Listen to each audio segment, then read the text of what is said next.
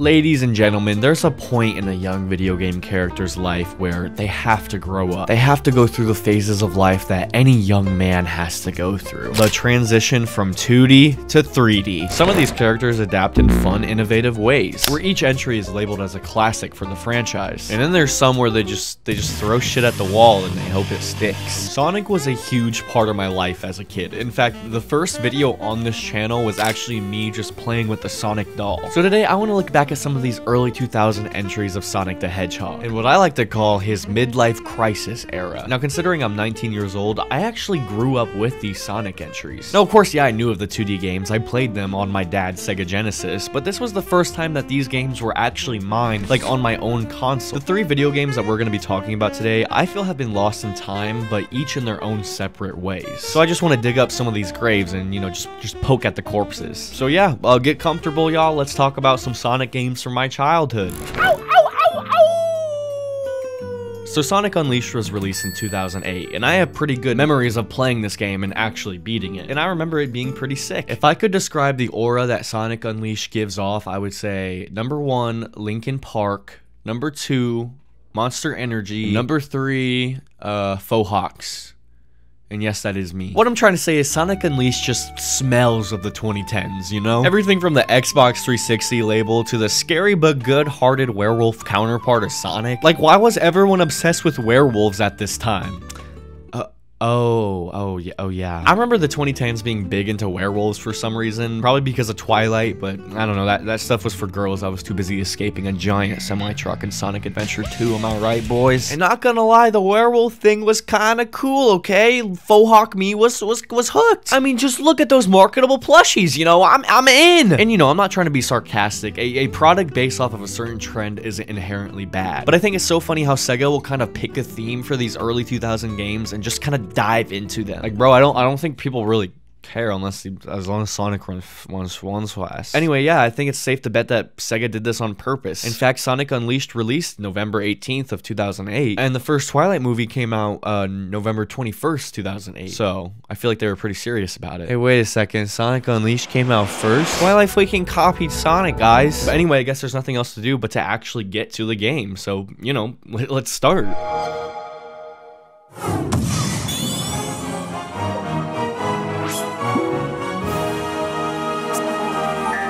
Hey man, how's it going? I know you want to play the game, but real quick, let me just show you the most beautiful 3D animated Sonic segment you have ever seen.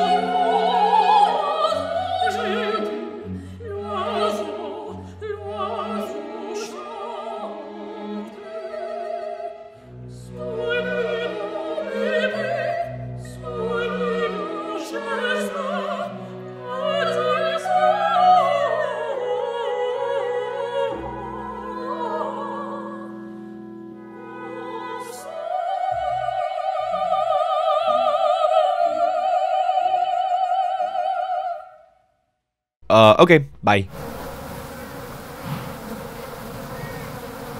So yeah, before the game even starts, you're presented with this sick cutscene. Like, no other Sonic game has had this hard of an intro. Like, just listen to Dr. Eggman's laugh. Have you ever actually feared Eggman? Yeah, me neither, until he laughed like that. And mind you, right after this, he turned Sonic into a giant werewolf thing and sent him plummeting thousands of feet into Earth from all the way from space. But how is the gameplay? Was the game actually good? I don't know, but the opening was sick. 5 out of 5, dude. Look at this guy, dude. He's so eepy. When Sonic Unleashed initially released, it was with mixed reactions. However, to little Jordan, none of that mattered, baby, because 1 second I'm going fast, and then the next I'm tearing up enemies, and I'm also a werewolf! Like I said before, I do remember beating this game. I think the threat was like this Evangelion-esque, like, giant tentacle monster that Eggman also, like, kind of released from the Earth, or whatever planet this is, so... yeah, that's also kind of crazy. And there was also this little flying bunny thing. I think his name was like Chip or something. But in giving Sonic this new sidekick, it means they completely cuck Tails. He's so useless in this game, guys. Get down, guys. Come on. Help. I remember when Tails did shit, dude. Bring back cool Tails. Hey, Sonic, look. All you can eat. Free chili dogs.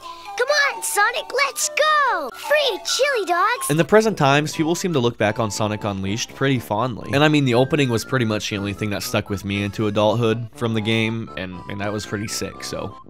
yeah, I love Sonic Unleashed. In conclusion, Sonic Unleashed was looked back on as a pretty good game. But this next game, I think people don't really think that. I think they think, the hell?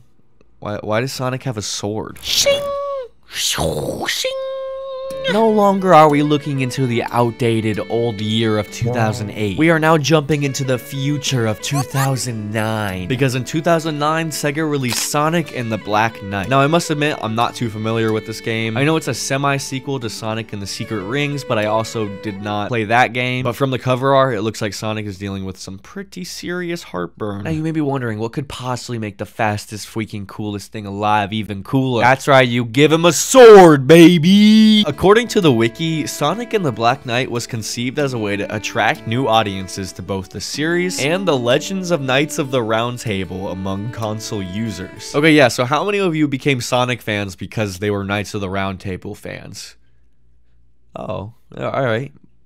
More than I thought. So yeah, basically, this is a medieval-themed Sonic game, you know? Seems pretty cool. Apparently, the artwork was also based on Sonic Unleashed, so, you know, kind of another reason to mesh these two games together, make the video make sense more. However, this game did, in fact, receive some mixed reviews. But most noted how the visuals and the presentation were pretty good. Like, why was Sega cooking with these opening intros, dude? For the second time, we see Sonic plummeting from the sky, which, I don't know why that's a pattern for Sonic, freaking fallen angel core. But then we see peak Sonic as, you know, he's eating these chili dogs and killing all these monsters and stuff. Plus 1,000 aura points, bro. I actually despised chili dogs as a kid, but I pretended to love them, and I would eat them because I love Sonic, and I would actually, you know, even end up gagging while eating them too. Aside from the visuals though, a lot of these reviews stated that the controls were too simple, or that they were simply lacking controls. My guess is probably because this game was released on the Wii, so I bet this was the gameplay the entire time. Behold my ultimate power.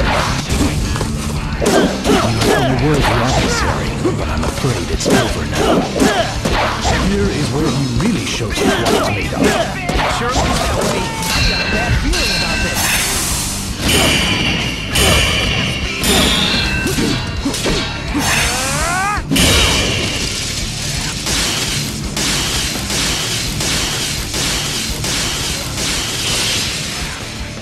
I thought I was the ultimate knight.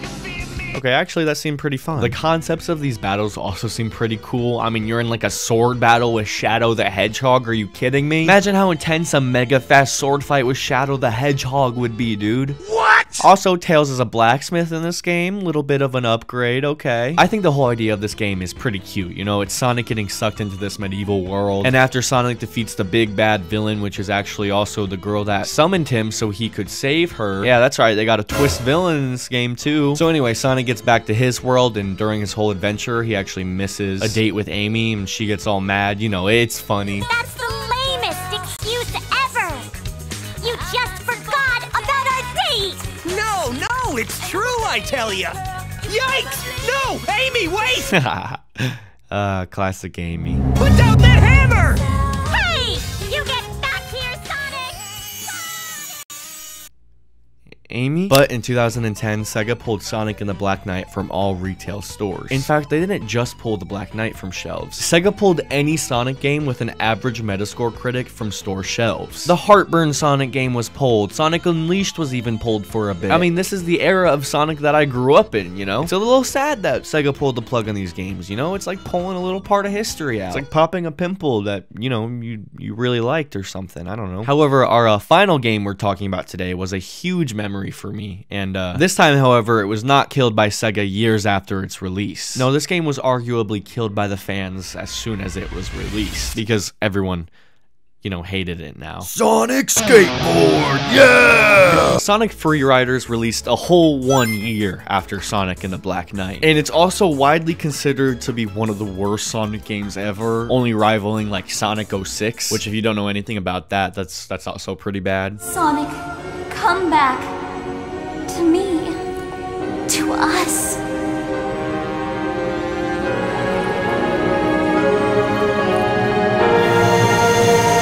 Now you may be wondering, why is this considered to be one of the worst Sonic games of all time? Well, I'm wondering too. As a kid, this game seemed sick. I remember being a little boy, you know, setting up my Xbox Kinect, flipping throughout the city, enjoying my motion controls. It's way better than the Black Knight gameplay, okay? I can actually move my body around, so it means I'm exercising too. Look, I found this IGN guy playing the game, and look how much fun he's having. I remember I had so much merchandise from this franchise. And yes, you heard me right, this is a franchise. This is actually the first one, so not Sonic Free Riders, the one we're actually talking about now. Sorry to confuse you guys. But anyway, I remember this like Sonic Riders remote control toy thing that I had. I had their little action figures too. I had so much Sonic action figures. It's crazy how irrelevant that most of these series' merchandise is now, because the series is discontinued, or maybe that makes them more special, you know? But yeah, unlike the first game here where you use a regular controller, the second game you use motion controls, which might have been what killed the whole franchise.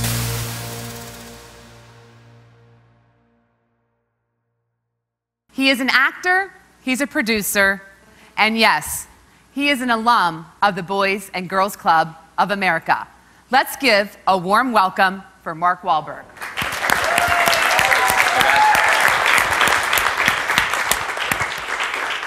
What's up, guys? Thank you, Molly. So excited to be here today. I am a product of the Boys and Girls Clubs of America, Daniel Moore Boys Club in Dorchester. And so when they told me what they were doing, I had to be involved. And then they told me that Microsoft was going to donate 4,000 of them.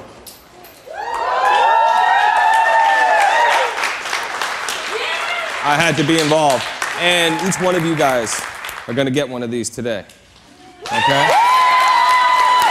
So grab your boxes. Mark Wahlberg is really giving away 4,000 Xbox Kinects. It almost makes me forgive him for committing those hate crimes on those Asian guys. And too bad the Xbox Kinect was pretty much hated by pretty much everyone, and it also, you know, constantly records you, so that's a little creepy. This was before people had Google Home, so you think they'd be okay with the camera on their house? Now, I was too young to understand the hate for the Xbox Kinect. I had like 3 games for the thing anyway. I think it was like Kinect Adventures, Just Dance 2016 or something, and of course Sonic Free Riders was my favorite of them all because, you know, it had the blue hedgehog that I was a little autistic for. So yeah, that's why Sonic Free Riders was unfortunately the last entry in this series. However, if you look up Sonic Riding 34, there is another entry in this series. It is a secret entry. It's lost media. Go look it up.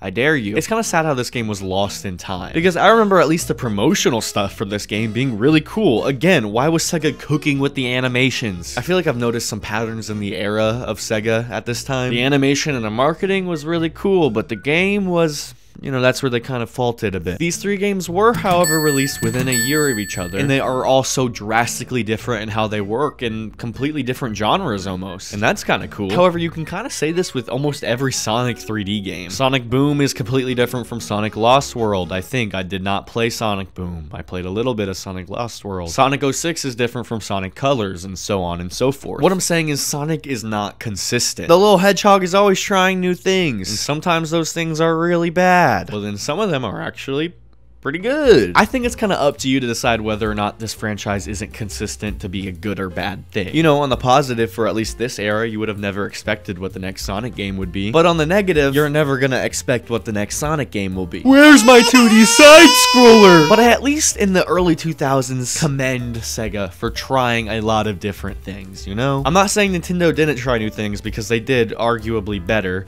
but God dang it, I love this little hedgehog, okay? All I want to do is see him succeed. I used to pretend I was spin dashing in wrestling practice, dude. I used to do the Sonic Naruto run. I love this little guy. And for my inner child, I just want to see like a Breath of the Wild quality Sonic game, please. That is all I want. I hope you guys enjoyed this video. I had a fun time researching and stuff for it. So let me know if you want me to make more videos like it. And also subscribe too if you like me. And I have a Discord too in the description. It's called Discord. Okay, bye-bye.